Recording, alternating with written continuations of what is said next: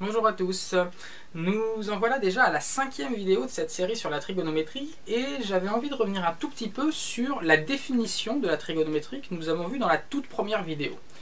Rappelez-vous, nous avons dit que la trigonométrie c'était le domaine des maths et plus précisément de la géométrie qui étudie les mesures d'un triangle. Mais qu'est-ce que ça signifie les mesures d'un triangle? Qu'est-ce qu'on peut mesurer sur un triangle? Prenons un exemple, regardons le triangle suivant. On a donc un triangle avec ses trois côtés. Qu'est-ce qu'on peut mesurer sur cette figure? Eh bien déjà, il y a une réponse qui paraît la plus évidente, et qu'on a déjà d'ailleurs utilisée dans la vidéo précédente sur le théorème de Pythagore, c'est on peut mesurer les longueurs de ses côtés. Un triangle a trois côtés, donc on peut mesurer sur ce triangle trois longueurs. Ce sont trois paramètres qui constituent des mesures du triangle, et qui sont des éléments importants de l'étude de la trigonométrie. Mais il y a trois autres paramètres dans ce triangle que l'on peut également mesurer, et ce sont ses angles. Un triangle, ça a trois angles, un qui se trouve ici, un qui se trouve ici, et le troisième qui se trouve là, et que l'on peut également mesurer, qu'on peut mesurer par exemple en degrés. Un angle mesuré en degrés, ça signifie que un angle d'un quart de tour par exemple mesure 90 degrés, un tour complet fait 360 degrés, et chacun des angles qui sont ici peut être mesuré grâce, par exemple, à un rapporteur. On peut mesurer son écartement, l'écartement de cet angle. Donc, ce sont trois autres mesures dont il faut tenir compte dans l'étude de la trigonométrie. Et au total, on peut dire qu'un triangle, il possède au total 6 mesures, 3 longueurs de côté et 3 angles. Alors évidemment, vous pourriez dire également qu'il n'y a pas que ces 6 mesures, parce qu'on pourrait par exemple mesurer aussi les longueurs des hauteurs, ou les longueurs des médianes, ou d'autres tracés qu'on pourrait faire dans le triangle. Mais disons que ces 6-là, ce sont vraiment les 6 mesures élémentaires, dans le sens où c'est les mesures que l'on voit sur le triangle sans avoir à faire de tracé supplémentaire. Si on veut mesurer la hauteur, il faut tracer ici un segment supplémentaire à l'intérieur du triangle. Donc voilà, ces 6 données, ce sont les 6 données élémentaires que l'on a, et qui constituent les 6 données avec lesquelles on jongle quand on fait une étude de la trigonométrie. Alors dans la vidéo précédente, on a vu le théorème de Pythagore, et le théorème de Pythagore, c'est un théorème qui concerne les longueurs des côtés. Eh bien je vous propose maintenant de voir un petit résultat également, mais qui concerne cette fois non pas les longueurs, mais les angles. Et ce résultat, il dit tout simplement que dans un triangle, pour l'instant pas rectangle, on verra après comment ça s'adapte pour un triangle rectangle, mais dans un triangle quelconque, on revient à un triangle quelconque pour quelques minutes.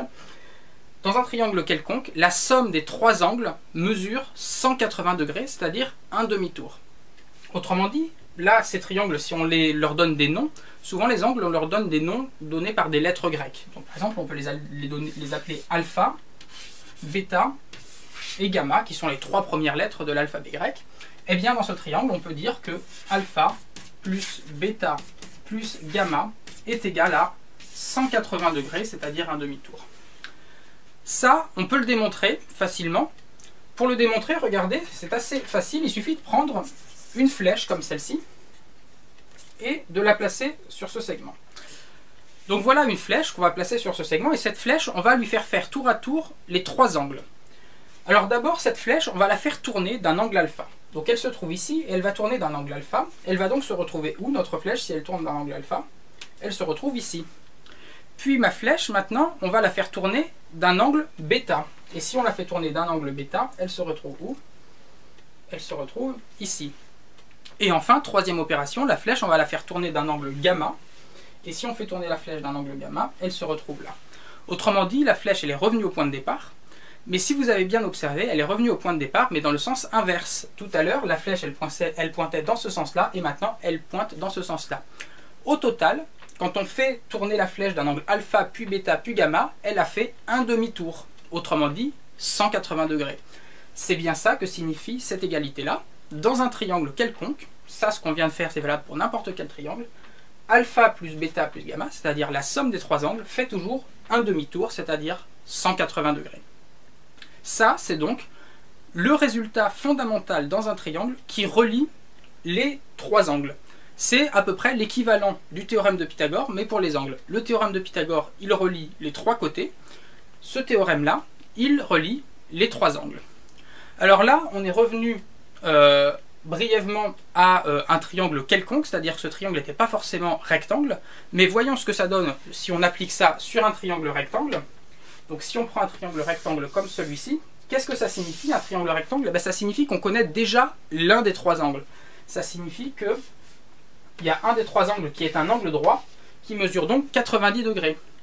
Et donc si cet angle-là mesure 90 degrés, qu'est-ce que ça signifie pour les deux autres angles? Ça signifie que la somme des deux autres angles, on peut appeler ici aussi alpha pour celui-là et bêta pour celui-là, vaut 90 degrés. Parce que alpha plus bêta plus 90 degrés doit être égal à 180. Donc la somme des trois angles doit être égale à 180. Donc alpha plus bêta, si on prend que ces deux-là tout seul, eh bien ils valent 90 degrés, puisque 90 degrés plus 90 degrés, ça fait bien 180 degrés. Autrement dit, dans un triangle rectangle, la somme des deux angles qui ne sont pas les angles droits est égale à un quart de tour, c'est-à-dire 90 degrés.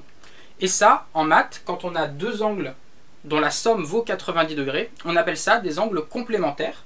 Donc autrement dit, dans un triangle rectangle, les deux angles qui ne sont pas droits sont deux angles complémentaires.